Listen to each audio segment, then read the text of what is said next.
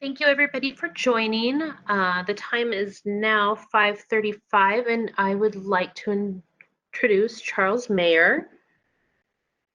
Charles, if you want to unmute yourself, you'd be able to go ahead and start the event. Great. Well, thank you, Elise. And welcome, everybody. We are so excited that you're here, and we're expecting a big turnout tonight. So far, 84 folks are online right now, and we're expecting even more to come. This is a very exciting presentation, and wanted everyone to know that I'm the leader of HEAT, which is Health, Equity, and Access Team.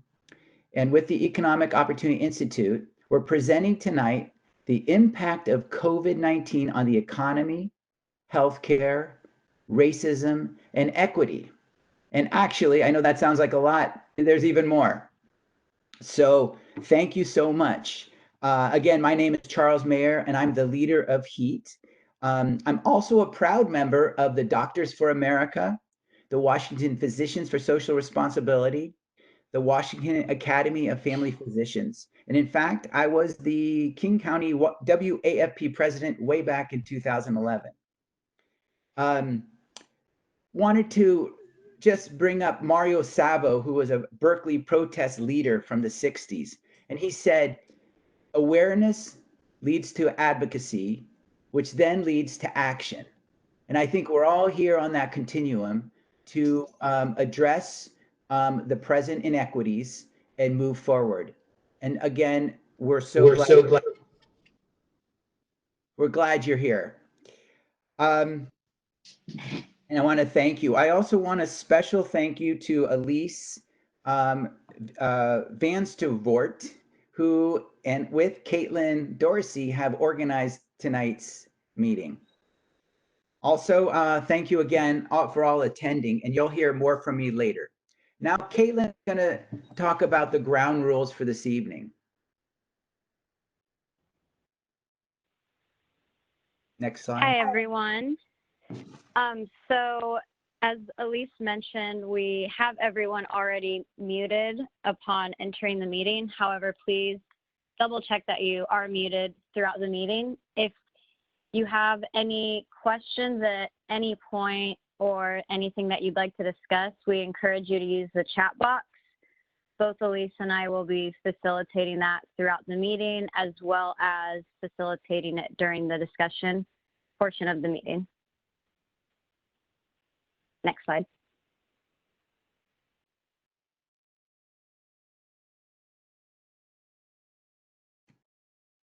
I'll quickly review the agenda for this evening, and then we'll move forward. So Susan Mullaney, our president, will be, she's not on right now that I know of, but she'll be coming on in a minute. We also have 3 organizations that are joining us tonight: the Washington Academy of Family Physicians, Doctors for America, and the Washington Physicians for Social Responsibility. And each group will just share with everybody why they're here and why this matters. I will then discuss HEAT and share with you updates on our events and also what we're doing to interrupt structural racism. Chris Parker will then talk about race from a political perspective. And he'll take about 5 minutes kind of reflecting on what he's heard. And then the main part of our presentation will be the Economic Opportunity Institute with Marilyn Watkins, Sam Hatzenbeyer, and John Burbank presenting each. After that, there'll be a summary response in light of racism by Chris again. And following that, we're going to have a question and answer period with some closing remarks from Susan. Next slide.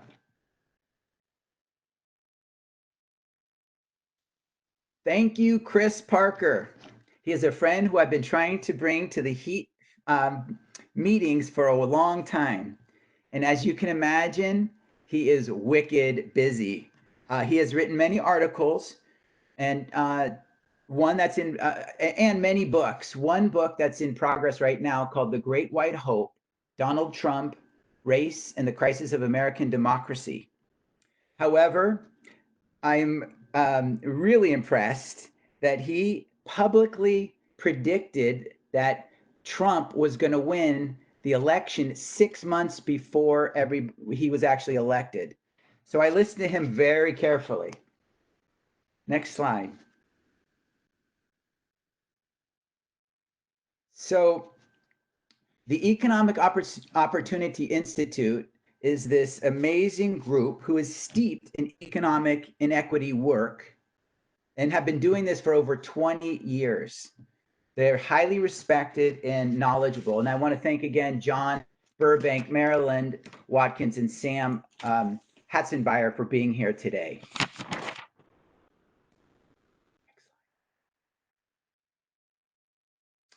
Now, is Susan here? Yeah, Susan Mullaney. All right. Susan Mullaney must be held off in a meeting right now because she is our president of Kaiser Permanente Washington, and she was going to share some introductory remarks. She also is going to do some closing remarks. So hopefully she will be able to attend by that time.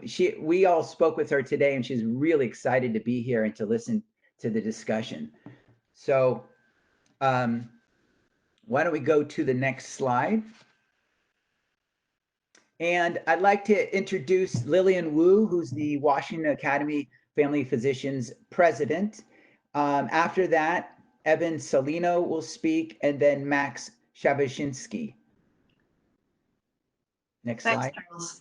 So I'm Lillian Wu, and I've been a family physician at Health Point Community Health Center in the Auburn area for over 20 years, where I take care of a low-income and largely immigrant population.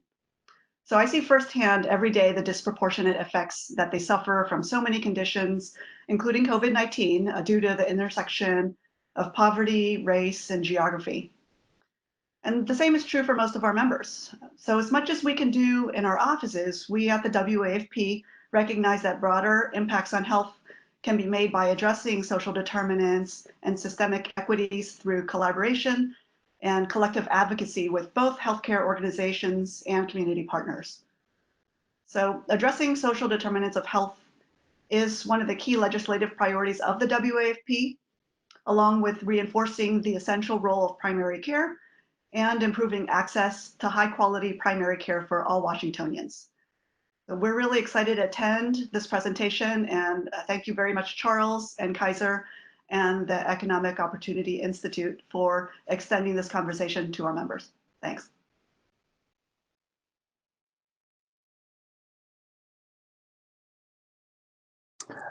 Hi, this is Evan Salino. I'm a family physician down here in Portland, Oregon. I'm the president of Doctors for America. And I'm really excited about this presentation overall. It really fits into the wheelhouse of what Doctors for America does in our holistic view of trying to be effective health advocates and community health work in community collaboration to do so. It's an organization that started about 10 years ago with a variety of medical students and health professionals and physicians, one of whom became our 19th Surgeon General. And it continues today working on a variety of issues, a variety of areas where you could plug in and engage around issues like health for all, women's health, racism, has been an issue that we actually put into our COVID response principles earlier this year, and we developed a series of webinars that you might want to tune into. These are going to be live links, and when you get the slides, you can click on these things, go to our webpage and see this webinar about racial inequities. This was actually developed when Armin Henderson, an advocacy fellow of ours in Miami, was arrested outside his home, an African-American man, trying to go out and give COVID care for homeless people and test them for COVID. And that drove the initial development of this webinar series, which actually preceded the current attention in the country. But there's a variety of ways to get involved. Again, these are all live links. We have a National Leadership Conference coming up that is virtual in late August. And so I really appreciate being invited and for you all to engage in this perspective of a holistic approach to improve health in in our country and in local areas.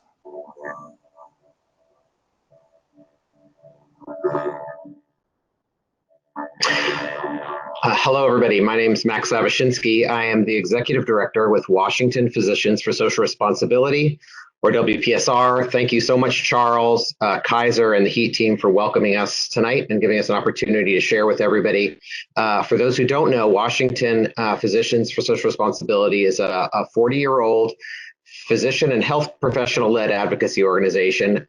We work on policy that addresses what we consider to be the gravest threat to human health and survival. And we have 3 programs on nuclear weapons, the climate crisis, and our newest program is on economic inequity. I want to just note that despite our name, we're open to all healthcare professionals, not just doctors, but back in the day, 60 years ago, when PSR, the national organization, was started, it was an organization of doctors. Now we welcome all healthcare professionals and concerned citizens to our work. Our program on economic inequity works under the presumption that inequality is one of the major drivers of health disparities. And so we work to address at the policy level primarily issues that fall under the headings of progressive taxation, social spending, and then fairness, access, and opportunity. Our programs are all run by task forces that are comprised of diverse healthcare professionals from across the state. And we welcome your involvement in any of our task forces if you're interested in any of these issues, including the economic inequity program that we have. So there's lots of ways to get involved in our work. You can sign up for occasional emails. You can become a member of our task force. You can also become a member. And I just wanted to highlight with my few seconds left that we are asking for healthcare professionals to add their name to a petition that we're going to be delivering to Washington state legislators and the governor, specifically using the Health Voice to make calls for a just and equitable recovery to the COVID crisis. I'm going to put a link to our website in the chat as soon as I finish speaking. And if you can take 10 seconds while you're on or after the call to sign, we would love to have your voice included in that. So thank you so much for joining us, and thanks again for having me.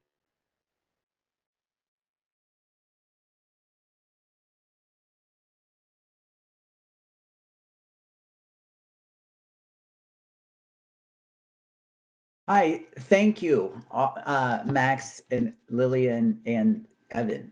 I think it's that Susan Mullaney is on the line. If that's true, Susan, do you want to come on now? Okay. All right. So great. So I'm going to keep going then. And I wanted to share with everybody more about HEAT, just like the other organizations. We are very interested in social determinants of health and have been more focused on interrupting racism. I'm the lead. The administrative lead is Caitlin, and we have this amazing steering committee with Amy Lee, Barbara Obana, Carl Morris, Leah Tuzio, Raj Sundar, and Sarah Philp. We have over 600 members. With the main point is people that join us have a passion for health justice. And we're across Kaiser, and actually some that are outside of Kaiser, that are researchers, there's staff, providers, administrators, executive leaders, supply chain folks, marketing, and everywhere in between. That's our intra-Kaiser website. So folks at Kaiser can find us there. Next slide. Thank you. So HEAT's main purpose is to be a gathering place for KP staff who want to learn more about health justice and influence our leaders and policymakers to make decisions on equity. Next slide. We have a big forum coming up on July 15th that's focused on affordability and equity. And actually this forum was the original reason we were going to have this meeting tonight. It was to really prep for this meeting. I want to point out one of the folks, this is the panelist, and I won't go through the details, but on the bottom right side is Marion Hall. He's a patient, and we at HEAT have decided to make sure we have the patient's voice at our forums. Next slide. We'll have a forum this fall on climate change, healthcare, racism, and equity. So look for that. Next slide.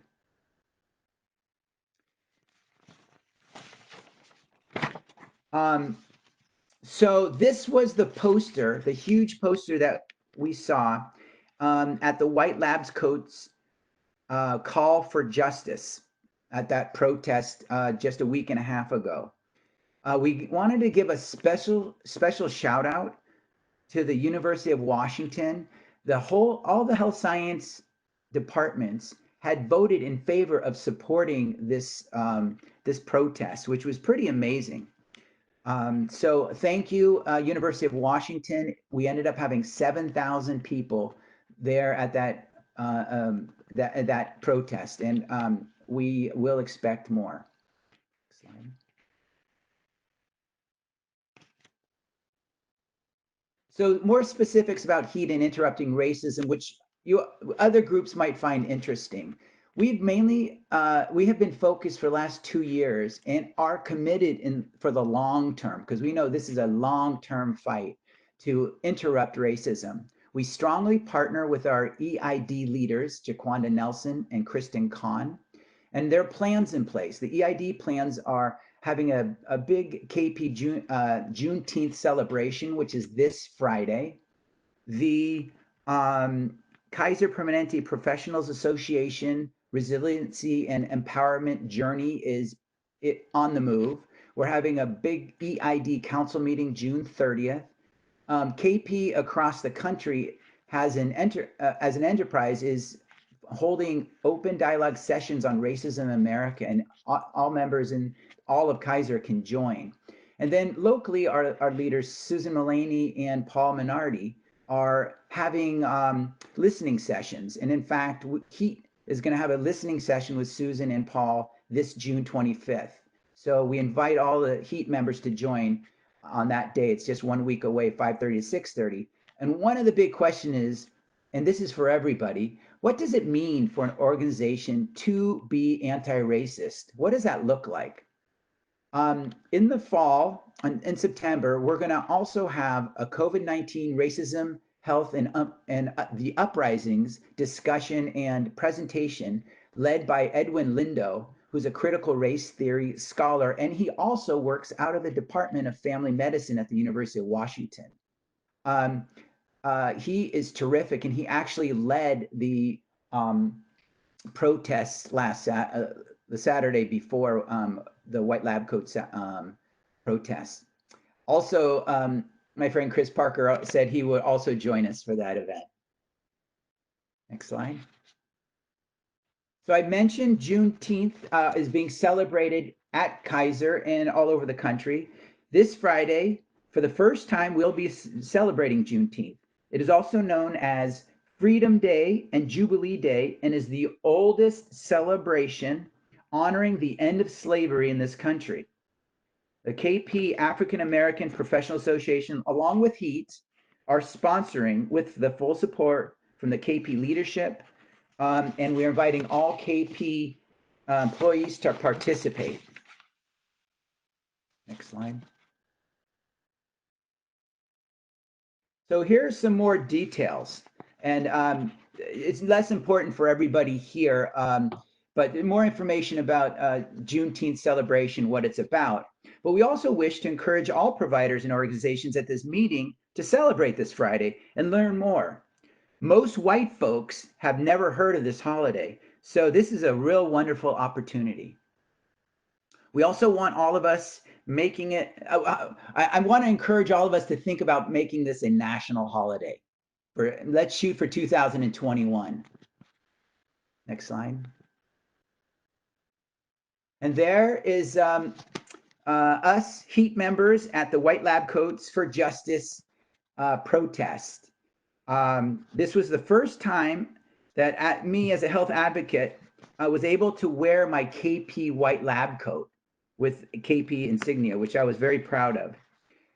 If you look at the photo next to me, just to my right, is Dana Clark. Unfortunately, her first cousin Manny Ellis was killed by police in Tacoma. Our hearts reach out to Dana and her entire family at this very sad time. We also are reminded how our friends and colleagues are directly offended by the brutality of systemic racism. You will hear more from Dana at our Juneteenth celebration. Next slide. So here's some resources for everybody and I want to remind everyone, we haven't mentioned this, but all these slides will be available at the end of this session, or actually we're going to send them out tomorrow, and everybody, all the organizations will have access to these slides. I want to point out two particular resources. One in the middle called Anti-Racism Resources for White People Like Me, who have opportunity to go a little deeper on racism and white privilege.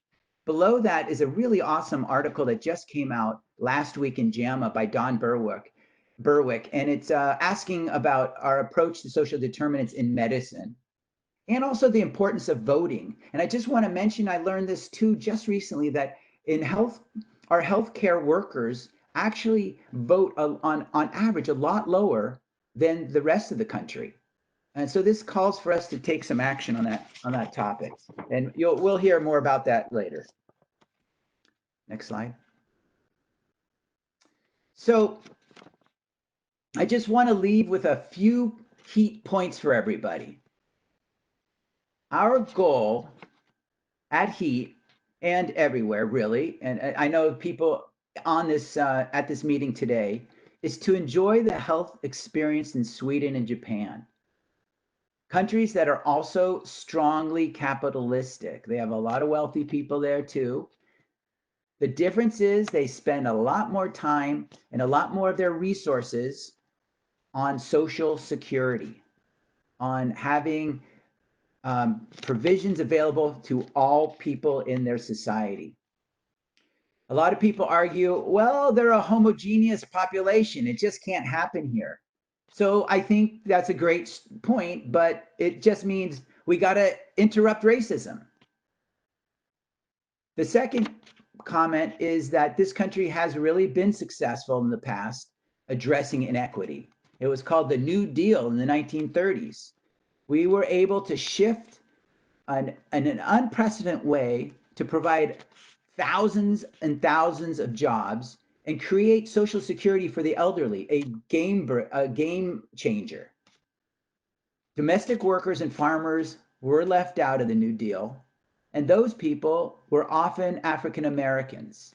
It wasn't just a coincidence they were left out. So again, we can't do this unless we interrupt racism.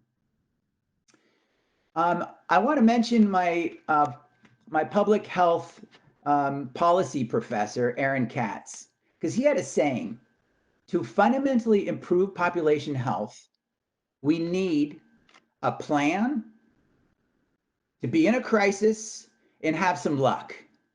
So the luck part, I know, is kind of isn't always in our hands. We are in a crisis. We all know that. But we are making a plan together. We are grateful Professor Chris Parker and the EOI leaders, Marilyn, Sam, and John are here. So together we work out this plan. Next slide. So now Chris Parker will share some comments for us. Okay, so am I on? Okay, I guess I'm on. Okay, well, hello everybody. Thanks to my friend Dr. Charles Meyer for inviting me. Charles and I have been meeting off and on for quite some time, and he's been trying to get me here for a while. And it just so happens he happened to get me here at the most busiest time I've had in many a year. I'll just say this straight out of the box, people. If you're looking for like rainbows, puppy dogs, and butterflies and unicorns, I'm not the guy. I'm just not the guy. I keep it 100% real, and everything what the doctor said is true. And by the way, I'm mindful of the fact that I'm on here with a bunch of real doctors, and I'm just a PhD doctor. So anyway, a little inside humor there. So, I mean, racism is real, right? And like the doc said, one of the reasons why we have such a poor social safety net is because of the relative diversity of our country. The United Kingdom is the same way. So there's a reason why, once again, that the United States among the 34 OECD countries is the second most unequal. It's because of our racial diversity. And the problem is that white people do not want to redistribute their hard-earned money to people who don't look like them. That's why it works so well in Scandinavia, because of the homogeneity of those countries, right? Same thing with Japan. And Doc said, like he said, these are highly capitalistic countries as well, but at least Scandinavian countries are social democracies, and they're able to pull that off because of their racial homogeneity. As you guys, I'm sure well know, our issues with racism goes all the way back to even prior to the founding of the Republic.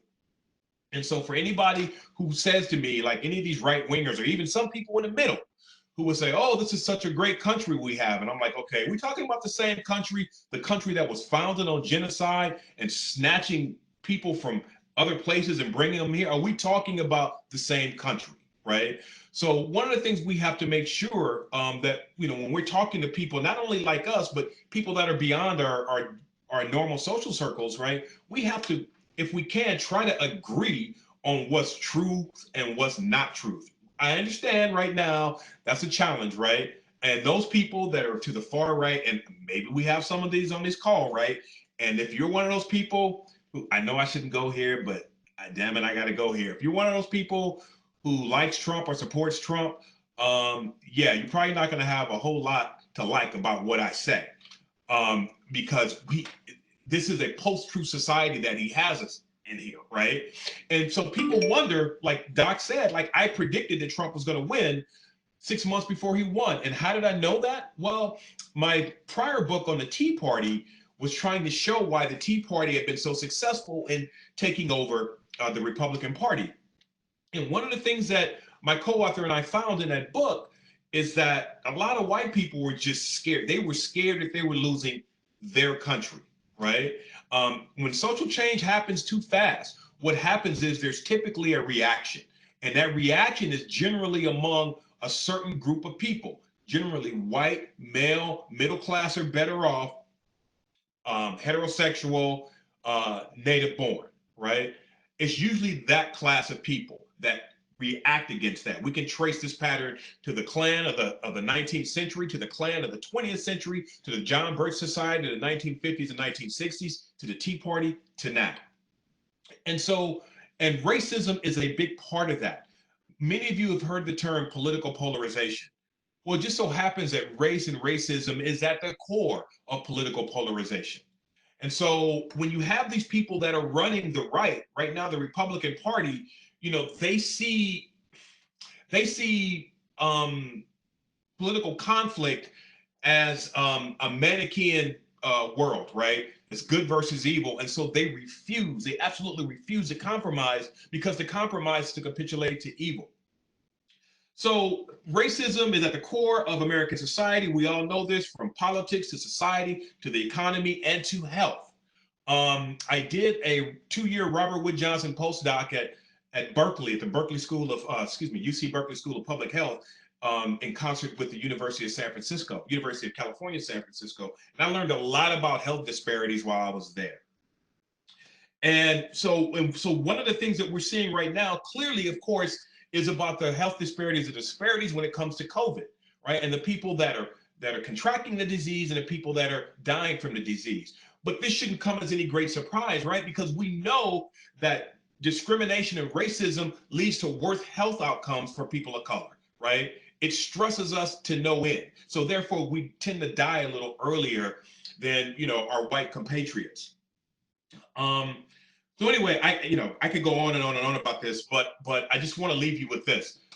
Doc is an optimist, right? And I love that cat for that, right? He kind of helped balance me out, because let's face it, I'm a Black man in America, right? How can I possibly be an optimist? At least up until now. Now there's some room for hope, but before now, how could one possibly be an optimist as a Black man in America? So I'll leave you with that. Thank you.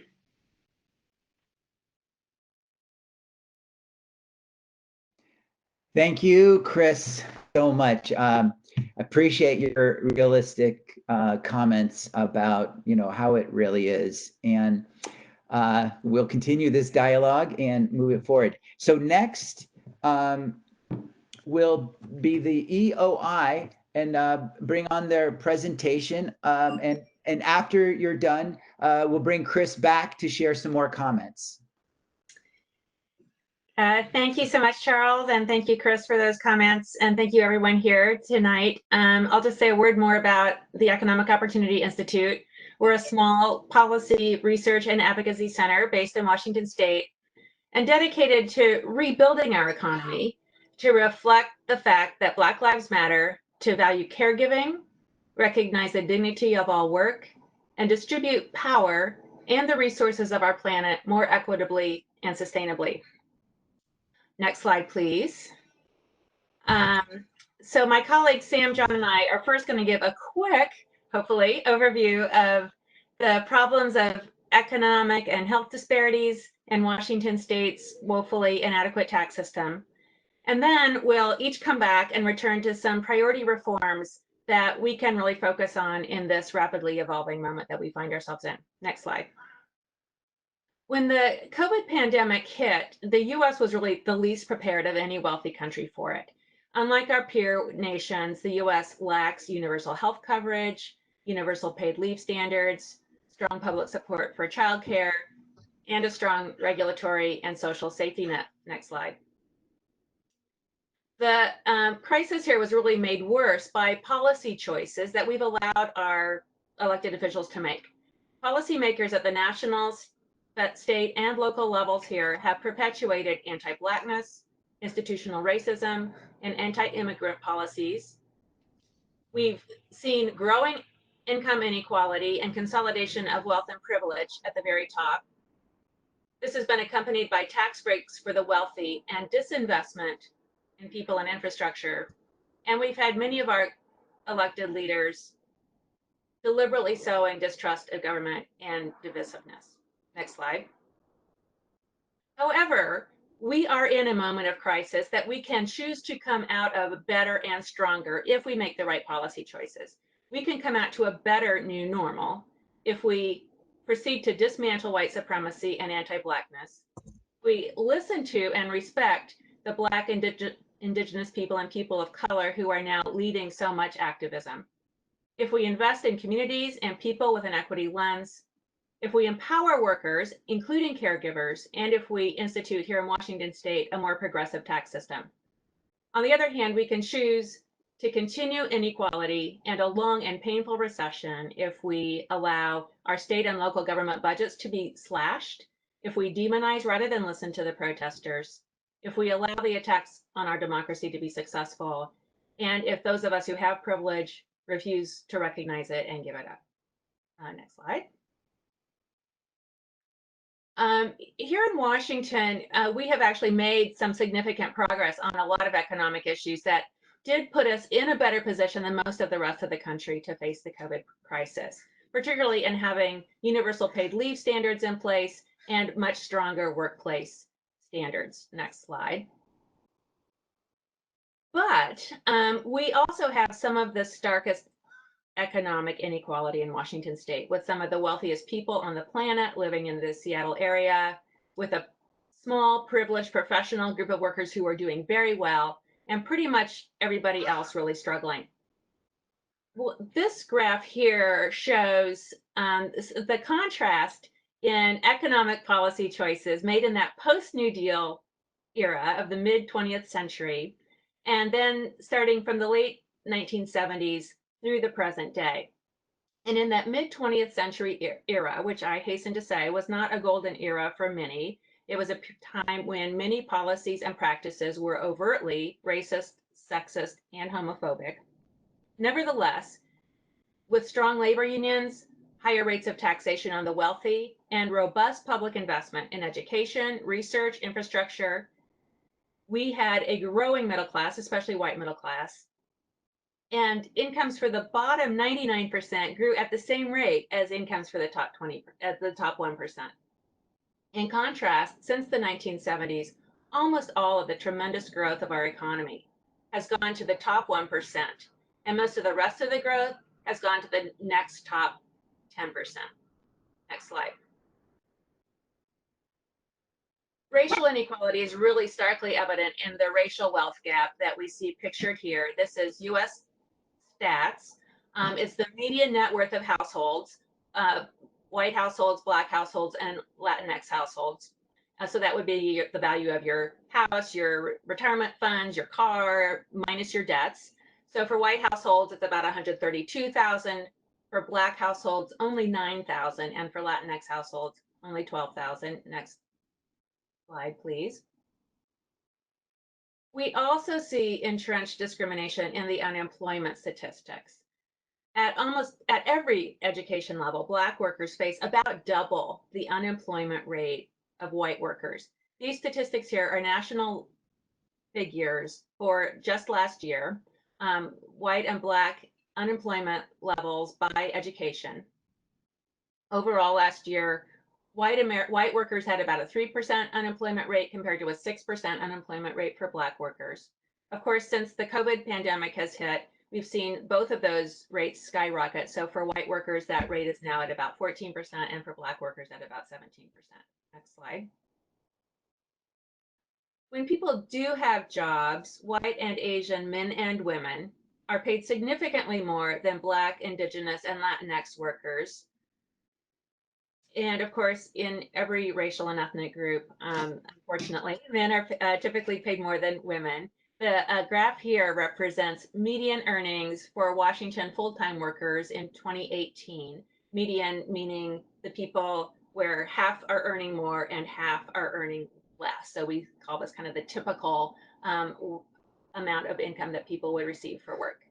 Next slide, please. The combination of systemic discrimination by both gender and race means that young children in our state often start out in poverty, especially if they're Black or brown, or if they have a single mom of any race. The graph here shows the percentage of families with children under the age of 5 in poverty in Washington state in 2018, the last year for which we have these data. So for all white families with young kids, about 8% are in poverty. For Black families, it's close to 19%. For Latinx families, about 13.5%. And for each of those groups, those percentages really skyrocket if it's a single mom family. Next slide, please. Yes, so of course, with this COVID-related pandemic and all of the social distancing and whatnot, we've seen really unprecedented and very fast, steep job loss. In the last several months, Washington state has lost about 500,000 jobs. This graph here shows the number of non-farm jobs in Washington state starting in 2008 and then continuing through April of this year. Through the entire Great Recession following 2008, through that whole period, we lost about 175,000 jobs compared to the 500,000 that we've lost just in the last 3 months. Just today, the May numbers came out, and those show a little bit of an uptick for private sector jobs, but continued loss of state and local government jobs. Next slide, please. These job losses have been really unevenly felt. This graph shows the number of workers by their job sector who have applied for unemployment insurance here in Washington state from March 1st through the middle of April. So that bottom really long line with over about 110,000 workers is for accommodation and food service workers. There at the very top, we have those high wage information workers and with very few job losses or applying for unemployment, and followed by very few numbers of professional and technical workers who are also, these are all people by and large able to work from home and continuing to get large incomes. Next slide, please.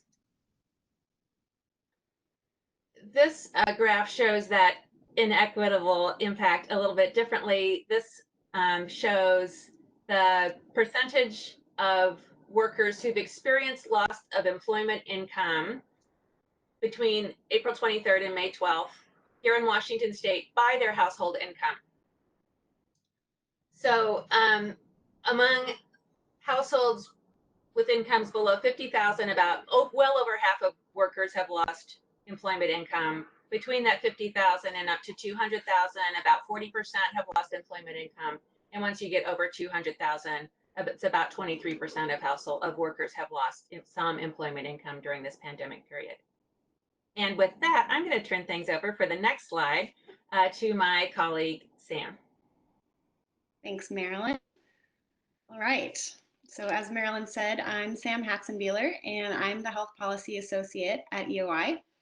I'm first going to talk about the underlying affordability issues in our healthcare system, and then zoom into the current moment and talk about the impact of COVID-19. As pretty much everyone, I'm sure, on this call is aware, affordable coverage was already a major challenge before the pandemic, but the current moment is really highlighting the dysfunction of our healthcare system, and it also really underscores how critical it is that everyone has access to affordable health insurance and medical care. We spend an enormous amount of money in the United States on healthcare. Even though 18% of our GDP is spent on healthcare, Americans on average receive less care than people in our peer countries, and it doesn't translate to better health outcomes. Next slide. So although 20 million more people nationwide have gained access to health insurance since the Affordable Care Act was passed or implemented, roughly 29 million people in 2018 were still uninsured. This graph here shows that in Washington, while our uninsurance rate decreased for a few years since the ACA was implemented, it went up significantly for the first time in 2018. Next slide. Thanks, Elise. So in this figure from Washington Health Benefit Exchange, the purple bars represent people who get subsidies when they're buying coverage. The orange bars represent people without subsidies. So you can see that people without subsidies really can pay up to a third of their income just on monthly premiums, so just on buying coverage alone. And that doesn't include cost sharing, and it doesn't include deductibles, which can be up to $9,000 per year. Because healthcare subsidies are underfunded in our state and in our country, we've got income cliffs happening in two main places. The first is the group of people who make just a little bit too much to qualify for Apple Health. And even though they do receive subsidies, they still are struggling to afford coverage. And the second group that's at an income cliff is people who make just over the 400% federal poverty level, and they don't qualify for subsidies. So coverage is out of reach for many of those people. Next slide. But these uninsurance rates aren't felt equally by everyone. The gains we've made in addressing racial disparities, particularly for Black and Latinx people, since the ACA was implemented, have slowed and in some cases actually started to reverse since 2016 because of federal attacks on the ACA. The graph on the left shows that Black workers are 60% more likely to be uninsured than white workers in the US. And due to federal eligibility restrictions, undocumented people in Washington are 11 times more likely to be uninsured than US born citizens. Next slide. I'm going to talk a little bit about how COVID-19 has impacted our healthcare system, which I'm sure many of the doctors know more firsthand than I do. Our healthcare economy has been relatively immune to recessions in the past, but that's not the case with the recession that COVID has catalyzed. Consumer healthcare spending fell 18% in the first quarter of the year, and that's largely because of our reliance on the fee-for-service model and the interruption of elective procedures. So medical facilities are really struggling. Just in the month of March alone, 42,000 healthcare workers were either laid off or furloughed. Next slide. So I just screenshot some headlines from the past couple of months. UW Medical Center announced a $500 million budget shortfall, which is unprecedented for them, resulting in furloughing 5,500 workers. Some hospitals are really struggling, particularly those in rural areas, but at the same time, major hospital chains like HCA Healthcare are receiving billions of dollars in federal aid even while they're laying off thousands of workers. So the irony of having to lay off healthcare workers in the middle of a pandemic, I think really highlights how we need to transform our healthcare system into one that is sustainably funded and isn't reliant on a fee-for-service model. Next slide. So COVID has also dramatically impacted our health insurance rates. Because our healthcare system is so reliant on employer-based insurance, where people are getting their coverage through their jobs, as unemployment rises, so does our uninsurance rate. About half of people in the U.S. get their health insurance through their jobs. That includes about 4 million people in our state, or at least that was the case before the pandemic. Now, as unemployment reaches about 16%, over 1 million people are uninsured. And this graph here shows that our uninsurance rate increased from about 6.7% in early 2020 before the pandemic hit, and is now reached about 12%. The number is even higher for people between the ages of 18 to 64, who represent the majority of our working population. For that group, nearly 1 in 5 are uninsured. And as people lose their employer-based health insurance, we're going to see and have been seeing a huge increase in Medicaid enrollment. Just recently, the Healthcare Authority reported that they're seeing about 1,200 new enrollees in Apple Health every day. However, if states can't get adequate funding from the federal government, or if we can't effectively pursue revenue options at the state level, which John will talk about more in a moment, we may start to see cuts to publicly provided health insurance programs, which of course would in turn prolong our recession and hurt our ability to flatten the curve. Next slide. So to understand the full picture of COVID's impact, we have to look at racial disparities caused by structural racism and economic inequality. The man on the left is holding a sign, in case you can't see it, it says systemic racism is a public health crisis. Disparities in health status, wealth, housing, poverty, and access to healthcare all contribute to a greater susceptibility to COVID, both economically and physically. At the national level, Black Americans have a disproportionately higher COVID death rates, as Dr. Parker mentioned. They make up about 12% of the US population, but account for 22% of COVID deaths. This is partially explained by Black workers being more likely to work in frontline jobs and having higher rates of pre-existing health conditions. Here at the state level, Latinx people have the highest rates of COVID cases. A shocking 42% of Washington cases are in the Latinx community, even though they only make up 13% of our state's population. Undocumented people face enormous barriers to accessing affordable health insurance all the time, but that's especially the case during a pandemic. Undocumented people were left out of the federal stimulus bills, even though they're more likely to be uninsured and more likely to be essential workers.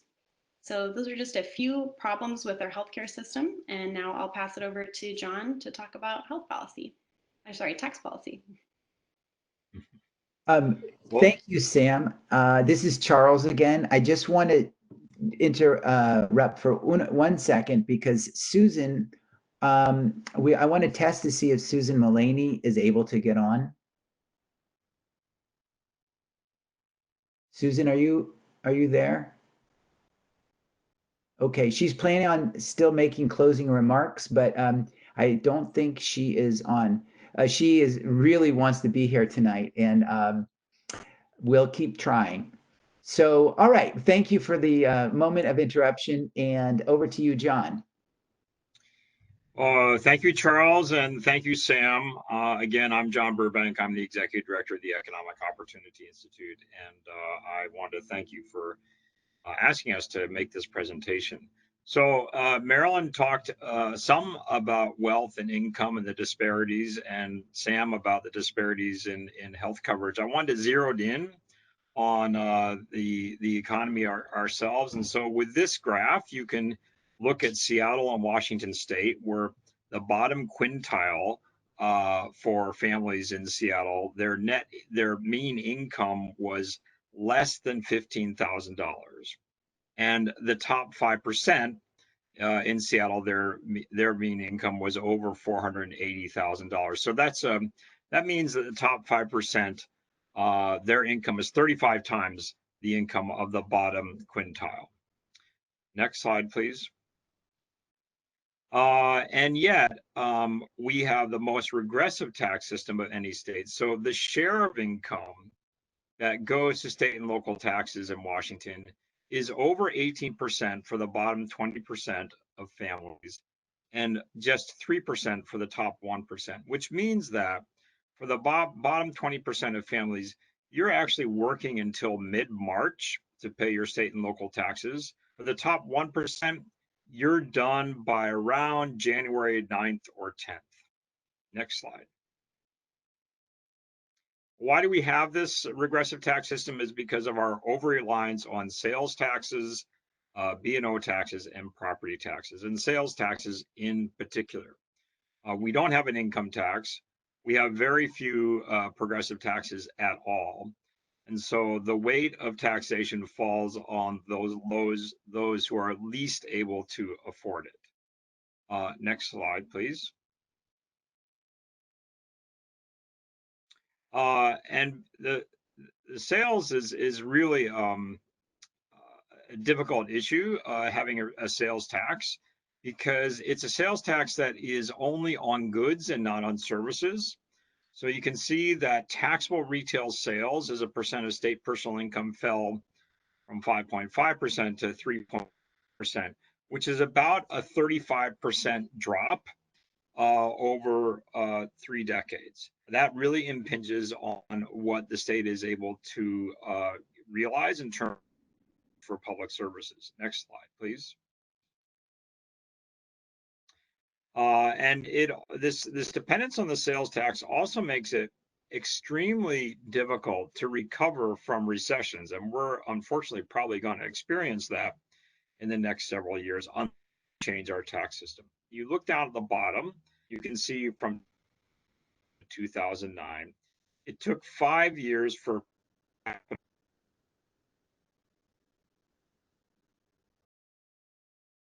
the Great Recession, but it took 11 years for the state to realize the per capita taxable sales that were available before the Great Recession, which meant that the state was really in a bind in terms of being able to provide public services.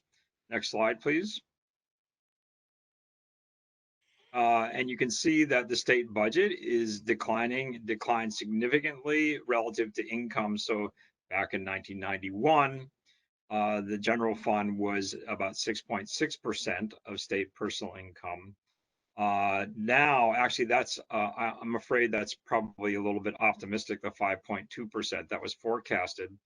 But you can see in any case, there's a significant drop of the general fund as a share of state personal income. At the same time, we are more reliant, or we expect more from our state in helping us to recover from COVID-19 and the Great Recession. That drop is approximately 22%. Next slide.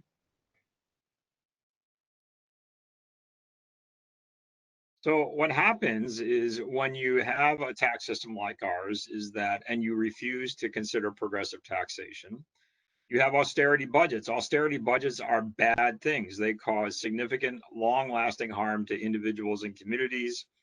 They reduce jobs, they slow economic recovery, they exacerbate racial, gender, and regional inequalities. And they deprive working families and small businesses of the resiliency that we must have to be able to be in a strong position to respond to COVID-19. Next slide. And this is what happened just between 2008 and 2011. I'm not going to read through all this, but 64,000 people lost health coverage to the basic health plan, and there are 155,000 people on the waiting list. Next slide. And at the same time, there are across the board state cuts with 23,000 families losing TANF. UW tuition increased 75% between 2007 and 2012. There were K-12 class sizes were increased. In fact, there were cuts in early learning significantly. So the subsidies for early learning have not yet been returned to what they were before the recession. Early learning compensation was cut to zero in terms of the state contribution by the state. Early learning compensation now is about $14.20. And so what with those across the board cuts, we essentially take hope and opportunity, especially to the low income and working class people in Washington State. Next slide, please. But we don't have to abide by what is done in the past. We can figure out how to make the world from the ashes of COVID-19 and what will become the Great Depression. And so I think Marilyn's going to start off on looking at solutions. Yes, thanks, John. Next slide, please. So we really are in a moment where we have the possibility for potentially more change and progress than we've seen in a long time. And it's up to us to make sure that our state legislators and our city council members and our members of Congress act and actually make the changes that we need them to act so that we can come out of this better. We can build a more equitable economy if we dismantle racist institutions and systems and mass incarceration and militarized policing. If we build worker power with strong workplace standards, transparency, support for unions, and support for small businesses.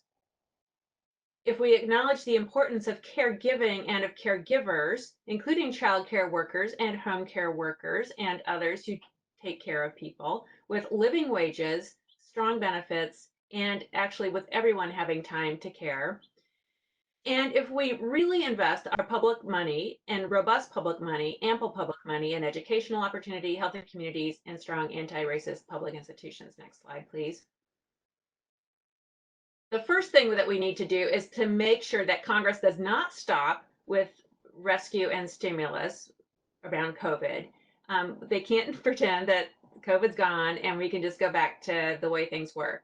We need lots of direct federal aid to state and local governments to stop state and local governments from cutting their budgets. We need to really rescue the small business sector with grants. We need to extend the pandemic unemployment system enhancements that are really keeping so many families afloat right now. We need to extend the federal emergency paid leave to all workers and through the year 2021. Most of these things are included in the HEROES Act that's already passed the House in Congress, but was pretty much deemed to be dead on arrival in the Senate because it was a Democratic-led bill in the House rather than a bipartisan bill. So these are things we really need Congress to do. Next slide. There are also some things that we can do here at the state level, regardless of what Congress does. So first of all, we really need to follow the lead of Black, Indigenous people and people of color community groups that are right now on the forefront and calling for justice system reforms. We need to strengthen and close the gaps in our own state paid sick leave and paid family and medical leave laws. We need to extend other protections to workers. And we really need to invest in living wages for childcare workers, for stable funding for centers, and affordability for families.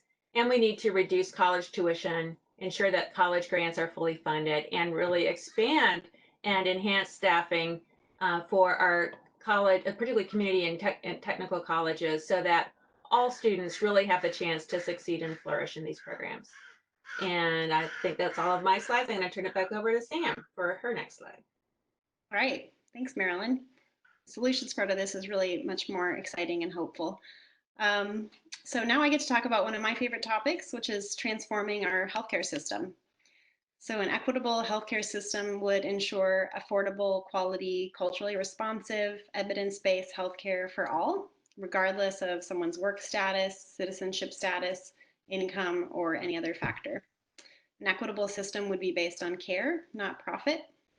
We need to address medical bias and make sure that clinicians are receiving ongoing training about the determinants of health, structural racism, and critical race theory. We need to control costs by capping specialty provider pay and CEO compensation to reasonable levels and stop the profiteering off of the pharmaceutical industry. We need sustainable funding as well for a strong and well-connected public health system. Next slide. Washington has been a leader for many years in healthcare, particularly with the implementation of the Basic Health Plan, as have Group Health and Kaiser Permanente, particularly when it comes to leading the way for evidence-based and whole person care. Obviously, we need change at the federal level, but in the meantime, there are many things we can do here in Washington to move us on a path towards healthcare transformation. We can increase subsidies on the exchange, which I'll talk a little bit more about in a moment. We can expand income limits on Apple Health to include more people and address income cliffs. We can expand coverage to undocumented people. And we can do more to ensure that all essential workers, like childcare workers, for example, have affordable coverage. Next slide. There is work happening here in Washington now that advances healthcare access and affordability. So I wanted to share a few of those things. Here on the left is Governor Inslee signing Cascade Care into law last year, which was passed to help address our affordability crisis. Cascade Care does three things. It requires every plan on the exchange to offer standard plans with a standardized benefit design, which it actually just helps improve predictability and transparency for consumers when they're buying plans on the exchange. Cascade Care also created the first public option in the country, which is based on the standard plan design, but also has additional quality and value requirements, and also helps to control costs by implementing a 160% Medicare benchmark reimbursement cap on providers. And I also want to say the public option is really, it has the potential to be a really important vehicle and platform for expanding coverage to people who are currently left out. So this could include building it out to cover undocumented people and young adults, and also people who are in jobs that traditionally don't provide health insurance, or for people who are in between jobs. The third piece of Cascade Care is the subsidy study, which is mandated to develop a plan to implement and fund subsidies for people on the exchange up to 500% of the federal poverty level. And this study is due in November, so we're expecting legislation to be pre-filed in December for next year's session. The Washington State Legislature also created the Universal Healthcare Work Group last year. And that group is tasked with providing recommendations to the legislature on how to implement and fund a universal healthcare system. Their recommendations are also due in November. So next session is going to be an exciting time for many reasons. We've also been working on a number of bills to expand coverage to undocumented people. The first one is Apple the 26, which would have expanded Medicaid coverage to young adults up to age 26, regardless of immigration status. Unfortunately, that bill was not successful, so we have more work to do. The second bill would have expanded Apple Health to low-income women and birthing parents for 1 year postpartum. That would have been regardless of citizenship status. But the legislature passed a watered-down version of that, but unfortunately, Governor Inslee vetoed it because of the COVID-related budget crisis. Next slide. I just wanted to lastly leave this group with a tool for equitable and anti-racist policy development and advocacy. Maybe some of you are already familiar with the concept of targeted universalism, which is an idea developed by a man named John A. Powell at UC Berkeley. It's really important for policy advocates and activists to understand that quote unquote race neutral policy is really failing to address disparities, and in some cases, many cases expanding them despite the best of intentions at times. So I'll just walk us through the 5 steps in using health policy as an example. So the first step is to set a universal goal, like we want 100% of people to have access to affordable health insurance. The second step is to measure the overall population. So right now we've got 12% uninsurance rate in Washington. The next step is to disaggregate the data to understand how the issue impacts different subgroups. For example, here in Washington, undocumented people are 11 times more likely to be uninsured than US born people. And of course, this is just a brief example. You would definitely want to disaggregate a lot more than that, but this is my short example. Step 4, you want to understand how the different structures are impacting the subgroup's progress towards achieving the universal goal. So for example, undocumented immigrants are largely barred from accessing Medicaid coverage or buying plans on the exchange due to federal restrictions. And lastly, you develop targeted strategies so that each group can achieve the universal goal based on their unique needs. So while subsidies on the exchange are a really important way to improve affordability for documented people, we need additional policy solutions like the Apple to 26 bill that would improve healthcare affordability for undocumented young adults. So with that, I will hand it back to John for solutions about tax reform. Thank you, Sam. And before I get into that, that was a great slide about targeted universalism. And I really want to just say that when we think about anti-racism, this is not just a moment of disrupting racism in 1 month or 1 year. This is going to take decades of work. And we should remember that our whole country was founded on slavery and racism. And all of our presidents, Washington, Jefferson, Madison, Monroe, Jackson, Taylor, Tyler, Van Buren, they were all enslavers. And so their concept of our country was not one that was inclusive, not one that would disavow racism. It was one that would embrace racism. That is one of the things that we still, obviously it's in our DNA. So this is going to take a long time. But let's talk about austerity and recession. So, well, the things that Sam has mentioned about expanding health coverage for undocumented people, for youth, all those things are possible, but they're probably not possible with federal assistance. So that means we need state assistance. And that means we need to raise the money for state assistance. And we are in this pinch right now where today the Revenue Council came out with their forecast, and we're looking at $13.5 billion in lost revenues over the next 5 years, which includes $4.5 billion just for the fiscal year that starts on July 1st.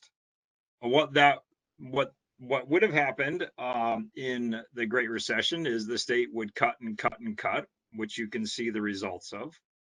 That doesn't have to happen again if we establish, we get our legislators to find the political will to move forward with progressive taxation that will bring in the revenues that we need for public services. Here are some things that we can do immediately for the next biennium is raise the cap or abolish the cap on workforce investment surcharge. Now, this is something that's a little bit complicated, but you all probably remember that there was a big push for higher education funding last year, and it was going to be paid for by the companies that were benefiting, particularly from IT and computer science workers. It seemed like the global corporations, the really big ones, were going to be having a surtax of 1.22%. That was what was in the bill. However, in the bill was also a phrase that said no company shall pay more than $9 million a year. So essentially their surtax was reduced to about 0.0003%. If we eliminated that, and the legislature could do that, that was just, they did that because of in some ways, blackmail by Amazon. If they eliminated that, it would mean that we would save higher education funding and enable the college grant program to go forward as fully funded. We could also put in place a tax on excessive compensation. Now, this is a tax that would be paid by employers, public, nonprofit, and for-profit employers for compensation to employees over a certain threshold. What that threshold is not yet determined. Senator Nguyen had a bill that had the threshold at $1 million. So any compensation over $1 million, there would be an excise tax on the employer of 5%, and over 10 million, it would be 10%. There's now a discussion of dropping that threshold to about $300,000 or $250,000. And if that was done, then the state would realize almost $1 billion of new revenue annually. And the state needs that to adequately fund public services. The third thing is estate tax reform. And it's interesting, we actually do have a progressive estate tax, but we have loopholes in it. And a lot of the estates benefited immensely from the federal action to essentially eliminate estate taxes 2 years ago. We can actually bring that money back to Washington State with estate tax reform. So those are three things that we could do immediately. And in the long run, we should taxes. One, which is a billionaire wealth tax. So this is a tax on intangible property being stocks and bonds and savings accounts. And the state could actually put together a tax that would start at, say, $1 billion of intangible wealth and tax that. We have 15 billionaires in our state. We have the wealthiest person in the world, the seventh in the world, and another person in the top 10 of the wealthiest people in the world. And it makes little sense for us to be realizing poverty and desperation when we have these incredible islands of wealth. So this would be a way of accessing some of that wealth. It would be a 1% tax. It would mean, for example, that Jeff Bezos, with a wealth of $147 billion, would end up with a wealth of $145.3 billion. That would raise about $4 billion a year. A millionaire income tax would be a tax on incomes in excess of $1 million. If we were to do what is done in Oregon with the marginal rates, it would raise about $3 billion a year. And an inheritance tax is a tax on money that people receive from inheritances over a certain threshold, such as $1.5 million, which is now currently tax-free. Next slide. So why do we need this? Well, this is an example of what's going on. We've had weeks of pandemic between March 18th and June 11th, 12. Unemployed people, 44.1 million. Billionaire wealth increase, 637 billion, a 21.5% increase. So that is indeed pandemic profiteering, which may be considered okay in uncontrolled capitalist economy, but it certainly is not okay in a democracy like ours. Next slide. And this gives you an idea of who actually has gained wealth in the last 2 or 3 months during the pandemic. Jeff Bezos realized $34.6 billion in new wealth. Bill Gates, $8 billion. We don't need to go through all this thing, but you get the idea that the billionaires are not suffering. They're actually profiting from our current status in this depression and pandemic. And it's time that they began to pay at least a little to the public to pay for public services, which in the end benefit them as well by maintaining a civil society in which all people have hope and opportunity and economic security and a good quality of life. Next slide. And to give you an idea of how this works at a corporate level, this is the Amazon stock price. It increased by more than 35% between January 2nd and June 11th. So as a corporation, Amazon is doing very, very well throughout this pandemic. Next slide. This is, I'm not going to go through all this, but this is a calculator that we built. You can see in the green bar in the middle, the numbers that we could raise up to $10 billion in new taxes annually. You could see at the top that if we could actually combine that with reductions in the business and occupation tax, the sales tax, and the property tax. You could take into account the anticipated drop in annual revenue, and we would still have the revenue left over to fully fund public services, at the same time reducing regressive taxation. This is a slide that is being talked about in the legislature with legislators, and legislation is being prepared right now to put in effect some of these new progressive taxes, which, by the way, would be taxes on the top 2% of Washingtonians. And if we were to reduce, say, the sales tax or the B&O tax, there would be a reduction in taxes for pretty much all Washingtonians. Next slide. So that's our presentation. We at EOI believe that we can build a new world of hope and opportunity, a good quality of life for all of us. It demands that we are all willing to examine ourselves and our own status, our own privilege, our own income, and understand that that if we want to see this new world built for all of us, for all Washingtonians, that some of us, many of us, are going to have to make sacrifices or just contributions, which we haven't been doing, not just for years, but for decades. So it's time to, for us to figure out how we're going to do that and support the policies, the public policies and the public choices that will create a true democracy for all of us. Thank you. Next slide.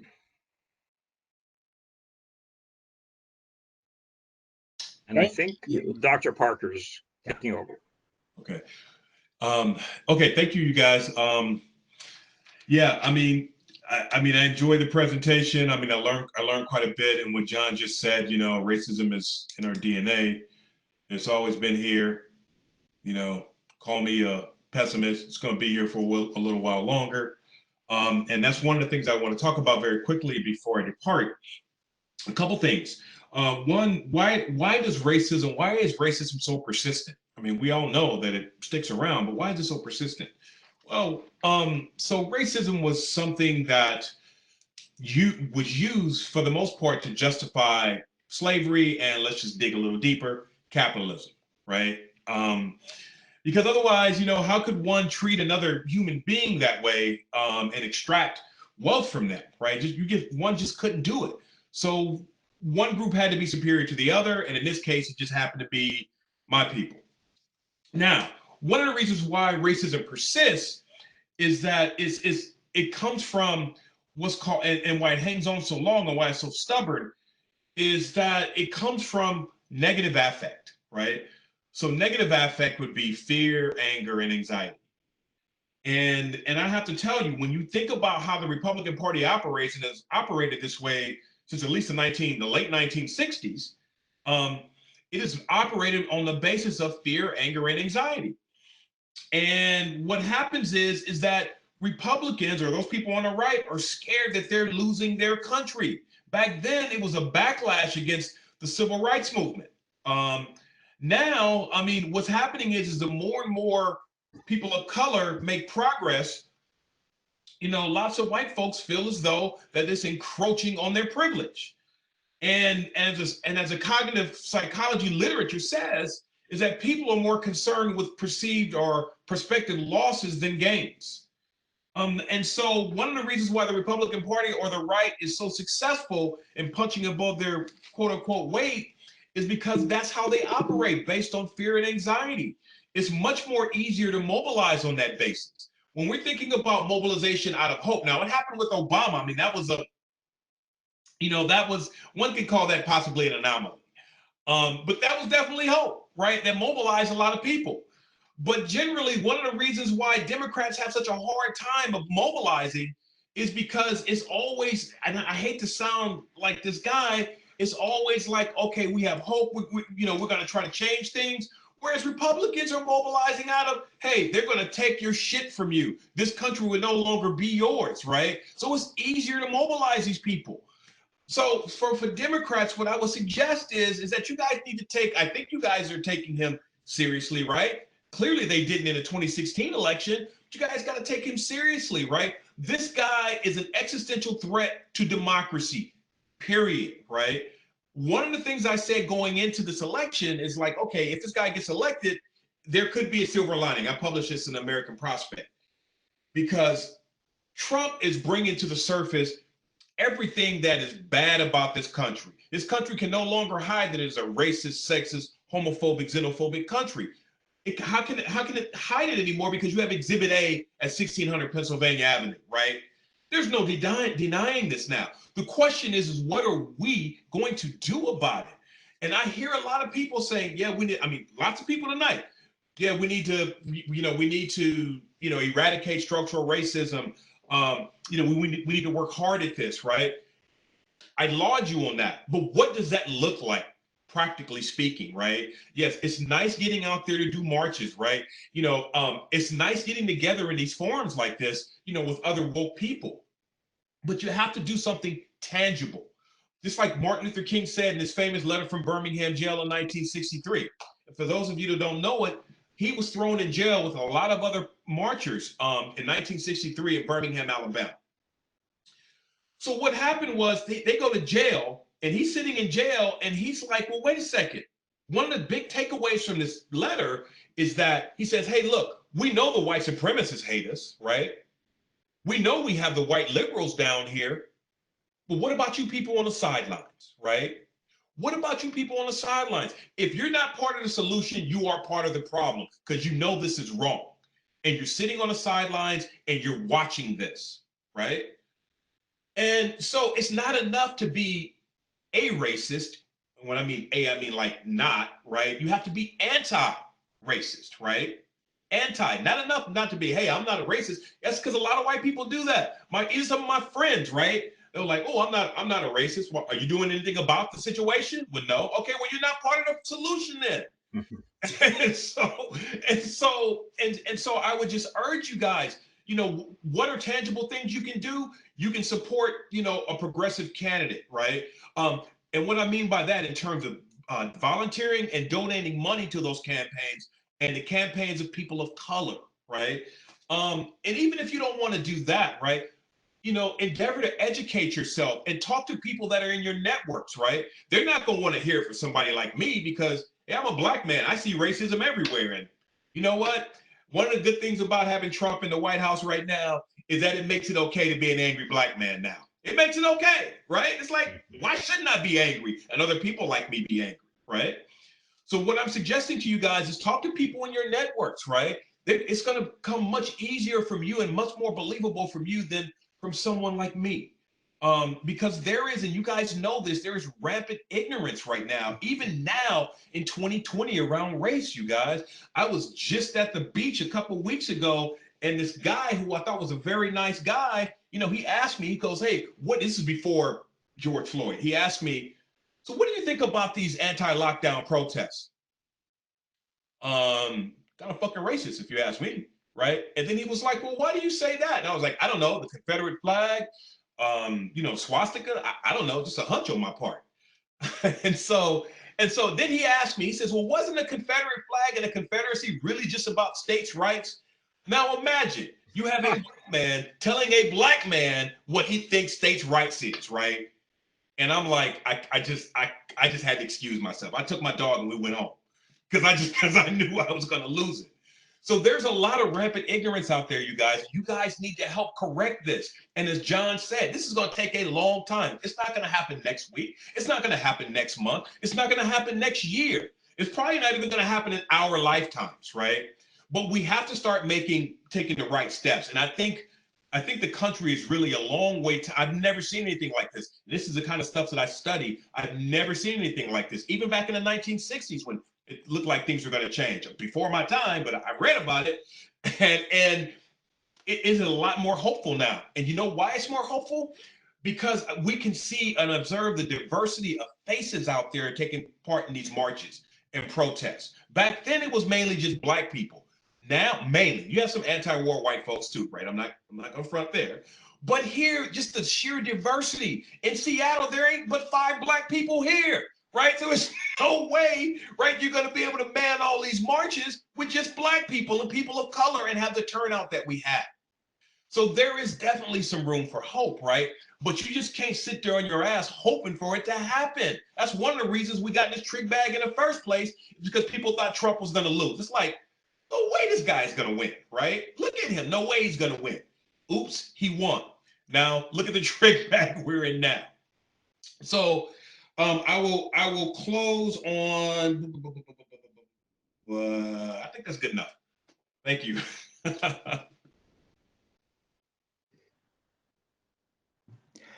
Chris, that was amazing. Thank you for your honesty, your realism, and we are listening.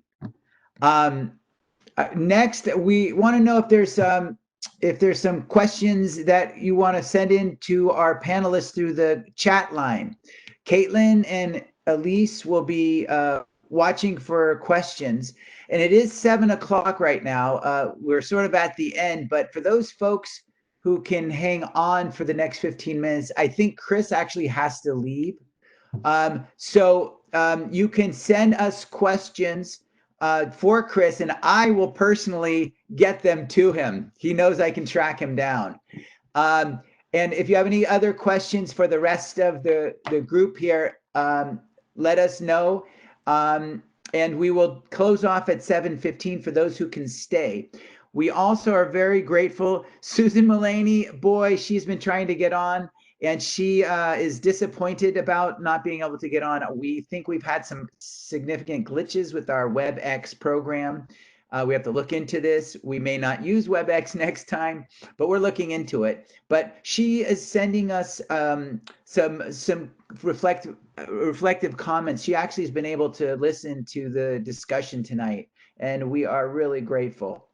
All right, Caitlin, any other comments? And do you want to, and if anyone has some questions, let us know.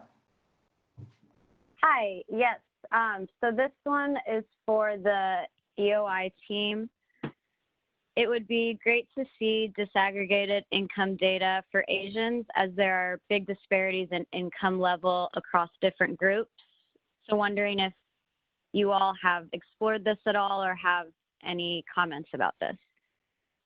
Yeah, and I think, thank you. This is Marilyn. That I think that was in relation to 1 or 2 of my slides, and very good point. Thank you for raising that.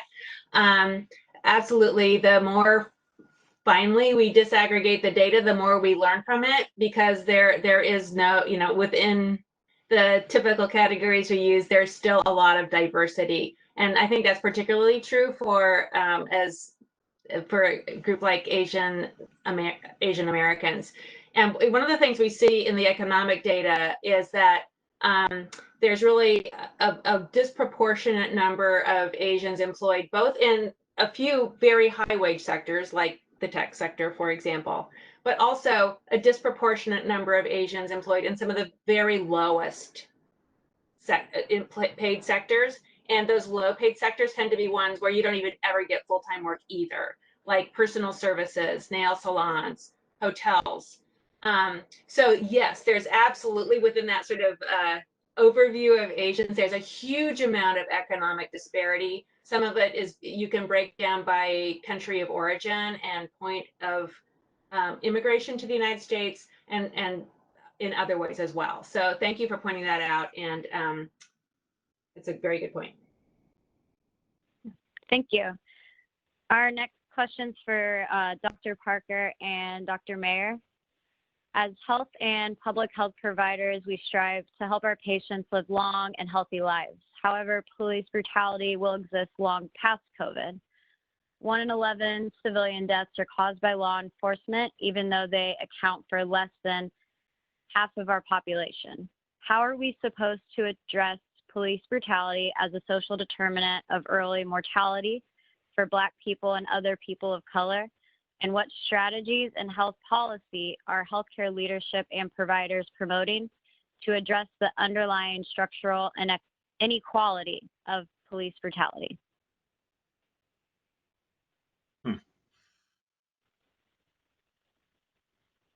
Great question. Thank you. Chris is actually offline now, but I will bring that question to him. I am wondering if Evan may want to answer. I'm not trying to dodge the question, but Evan is, as a DFA leader, they are directly working on what providers might be able to do. Specifically at Kaiser Permanente, we are looking at the underlying causes of racism. We have not worked towards the police brutality and the killing of African American men specifically, and creating policy. But that one thing we should do as we make we discuss the issues over the next few months in our interrupting racism journey, we should bring that up specifically and try to create policies within our leaders to address this and make our position public. So we need your help to do that. Please go, if you're a KP staff person, do get involved with these meetings that are coming up and specifically ask to address that. Evan, do you want to make any comments?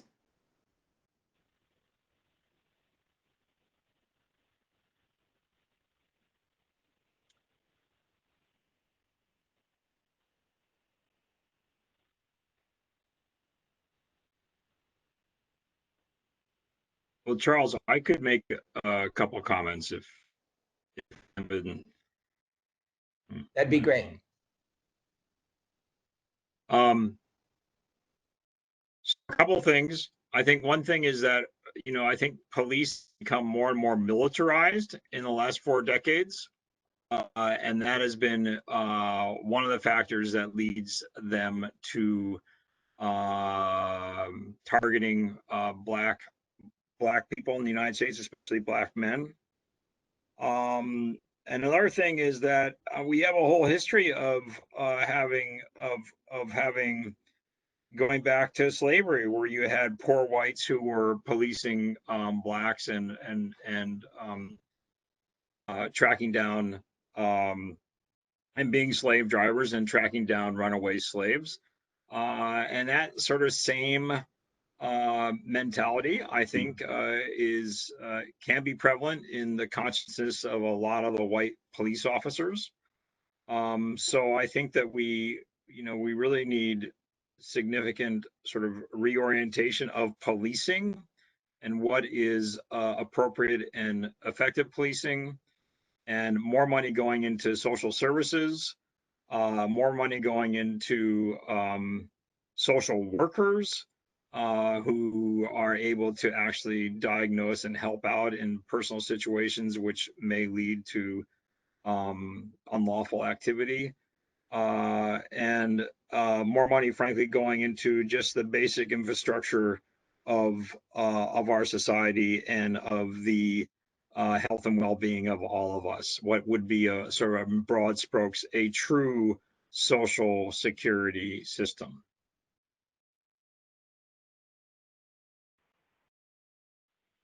Thank you. And this next comment is for all of the panelists. So how do we do something tangible in our daily work at KPWA?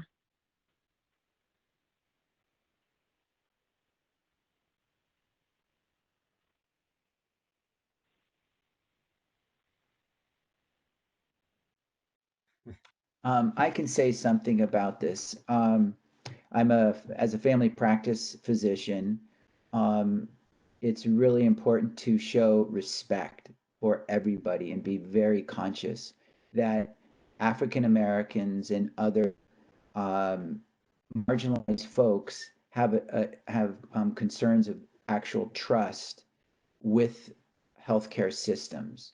And we have to understand that and reach out especially to those people. We also have to continue to look at the data. We talked about disaggregating data. We need to continue to work hard to disaggregate data and look at, and we are doing that. We are starting to do that, and we need more of it, where we're looking at different racial groups, different people, and seeing how they're doing with health outcomes. And when there's a big discrepancy, we work very hard to change that and minimize and eliminate those differences that we find. And there's a big push for that data collection. And then we do this kind of thing. We push our policymakers to show the rest of the organizations that we are committed to anti-racism. And so that's an important factor, and that's what HEATS does continue to work on. And one other piece to this is within Kaiser and other organizations, it's important that we continue to recruit and support people of color into our staff and into leadership roles and into positions, provider positions. And along those same lines is we've got to really bring more resources to the education system so our pipeline is fair.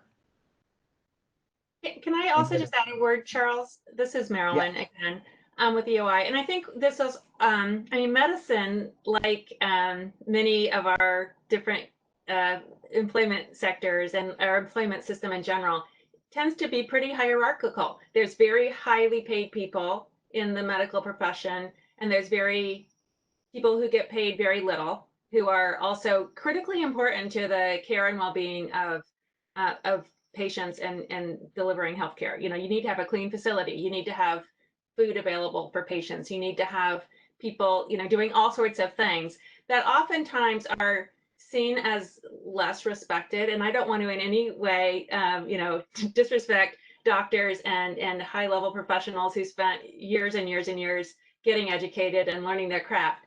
But at the same time, I think it's really critically important, that thing I said at some point about we really need to respect the dignity of all work and all workers and all caregivers.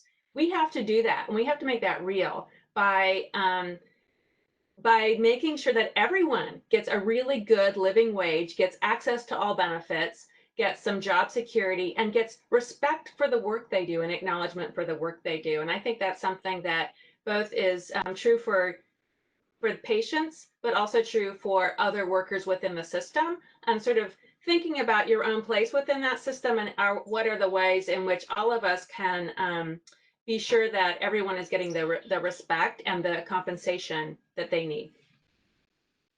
I can also add something. This is Sam. I'm going to drop a link here in the chat to everybody. In terms of size question in particular about strategies for addressing police brutality, a Black-led activist right now, as everybody knows, is leading a tremendous effort, and including here in Seattle, about this. And so I'm just going to leave this sign-on letter to defund the Seattle Police Department by 50%, and which, as John mentioned, our police budget in our state and all over the country is bloated. It's really increased tremendously over the last decades. And so we in Seattle have an opportunity to instead divert a lot of that money to community programs that can address root causes and stop criminalizing things like poverty and food and housing insecurity. So I'm just going to drop that here, and EOI signed on to this this letter, so many people can sign on either as individuals or organizations.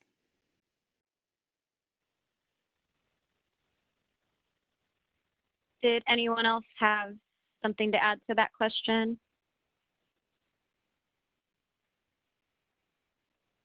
Okay, I'll move on to what looks like our last question in the chat. And this question is for John. I was hoping John might be able to speak to what measures we might be able to take to prevent ultra-wealthy Washingtonians from avoiding targeted tax measures. For example, Bezos listing his address as the Cayman Islands, or others selling off intangible assets to bring total wealth $1 below the cutoff. So basically, all kinds of things that people who can't afford to find loopholes tend to do. Yeah, that's a great question. And it's a question that many people have actually dealt with successfully. In fact, for the most part, wealthy people tend to be less mobile than working class people and poor people.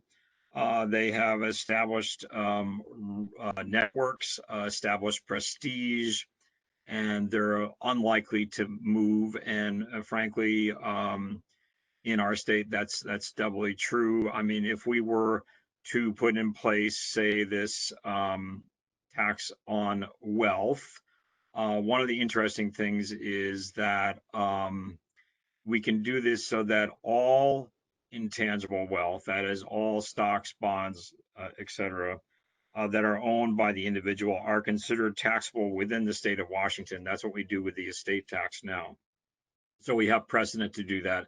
So in order to avoid that, the person would actually have to move, leave the state. Now, that is possible. They could do that. On the other hand, if you think about it, this tax on intangible property cannot be more than 1%. So you're not actually talking about a huge progressive share of that person's wealth. You're talking about 1%, which, as you can see from the graphs, Jeff Bezos in particular, his wealth grew by about 20% in the last 3 or 4 months. But, you know, in answer to your another way to look at this is that if, let's say let's just say we put this tax on the uber wealthy, those who may have over $1 billion of wealth, and there are about 15 of those in our state. What happens if 5 of them move? Well, 5 of them move, but that means we still have a very robust tax on the remaining 10 people, like Bill Gates Sr., who is Bill Gates Jr., who is the second wealthiest person in the world. So I think there are ways of capturing and closing some of these loopholes and capturing this wealth, and we can do that. I also don't want people to leave with the idea that the problem is the top 100th or 1/10 of 1%. The problem is those of us in some ways who are in the top 5% or the top 10%, who really have benefited from the current status of our society, and our incomes reflect that. And so we have to look upon ourselves as, are we willing to support a change in taxation in which we ourselves would be contributing more than we're contributing now, in order to have affordable health coverage for all Washingtonians? And that's a question that we have to ask ourselves, both as organizations and as individuals. Those of us who, and many of us on this webinar, are privileged, and we have to ask ourselves and say, well, yes, if this makes sense, if we want to have universal health coverage, if we want to make sure that higher education is affordable.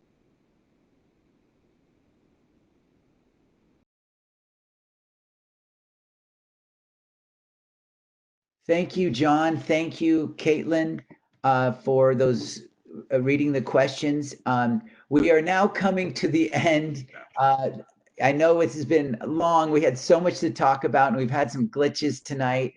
Thank you all for joining us. There were about 130 or 140, or actually probably a lot more, but by phone, because people couldn't get on, and I'm not sure we're counting them. We now have about 67 folks left.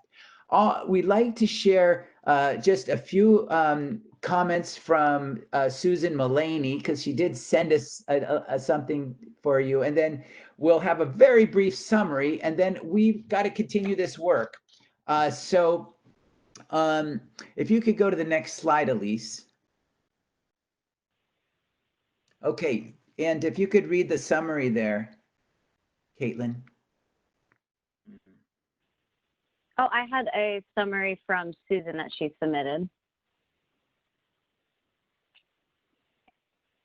And so this is on behalf of Susan Mullaney. I'm terribly sorry that technology issues didn't allow me to make verbal comments this evening, but I've appreciated the chance to participate by listening and learning from the compelling leaders and speakers in the forum tonight. I'd like to thank Charles and Caitlin for organizing this massively important gathering and discussion this evening. It's all been said so well this evening. COVID-19 has shined a bright light on the systemic issues that hold us back as a nation. The ravages of structural racism, oppression, and systemic inequities can no longer be ignored or tolerated. Every speaker this evening has shared their belief that there is strong potential for real transformational systemic change at this moment in history. I wholeheartedly agree. Real change takes real commitment, and Dr. Minardi and I are in this together with you for the long run. I'm grateful that our colleagues from the Economic Opportunity Institute, Washington Academy of Family Physicians, Doctors for America, and Washington Physicians for Social Responsibility are all here tonight. Change will not be easy, and it will take time, and we need to really be together driving forward to a future that is equitable and just. Thank you so much for the opportunity to share my thoughts with you this evening. I admire and deeply appreciate everyone's deep commitment to an equitable and just society. Thank you, Caitlin. That was a great summary. Thank you, Susan Mullaney. I'm sorry too that you couldn't say that, but those words rung true to us, and we appreciate your support and your commitment. At this point, we're going to send out just a brief summary soon, but we're going to send out all the slides tomorrow. I want to end on this Martin Luther King quotation because it seems to ring true where we are. It feels like we're in 1968 and we really have opportunities. But as Chris had mentioned, white people don't want to share their money. And there's a lot of fear, anger, and anxiety that often is mobilized. So we've got to really counter that. So Martin Luther King said that at 1967, the practical cost of change for the nation up to this point has been cheap. The limited reforms have been obtained at bargain rates. There have been no expenses, no taxes required for Negroes to share lunch counters, libraries, parks, hotels, and other facilities with whites. And lastly, this was from Charles M. Blow, who's a columnist in the New York Times. He said, "Our sights must be set high, our demands comprehensive. There is no glory in aiming small." And that's what tonight's about. We're aiming big, and that's where we have to go. In meekly pleading for power, to accepting crumbs on the floor when the bread is on the table. So thank you all for attending, and we look forward to doing this again. Please send us your comments. We will continue this work. We are in this struggle together until we get there. So thank you all again. Much appreciated. Bye-bye. Good night.